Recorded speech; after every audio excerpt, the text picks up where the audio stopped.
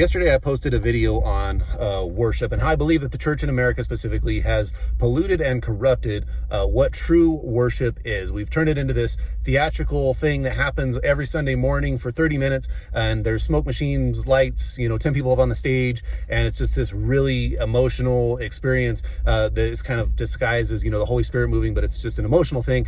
And, we don't take that out into the rest of our lives, and the rest of our week doesn't really consist of worship because that's what we do on Sunday mornings. But that's not true biblical worship.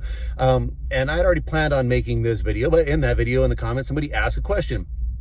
Where do we find this in the Bible? What is biblical worship? Well, I'm glad you asked, because that segues into this video where I want to talk about that. And I doubt we're going to get through all of it in one video, but we're going to give it a shot. And we're going to be looking at Romans chapter 12, verse 1. Romans chapter 12, verse 1. I beseech you, therefore, brethren, by the mercies of God, present yourself a living sacrifice, holy and acceptable to God, which is your reasonable service. Now, you might be saying, well, one says worship and one says service. Where is that? It can't be both, because in English, both words mean can mean two completely different things.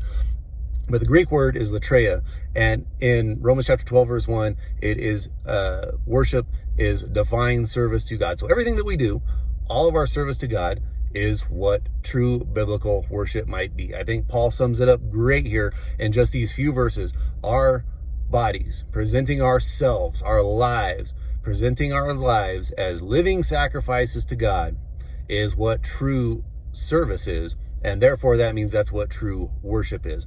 True worship is not bound by the 30 minutes on Sunday or, just being music. It is everything that we do. It is how we act. It is how we talk. It is what we think. It is everything in our day-to-day lives and how we show the world God, serving Him, because we are living sacrifices. Remember, it says that it is not us who live, but Christ dwells in us. We have sacrificed all of our personal, earthly, selfish desires to serve God, and that service is true worship to God.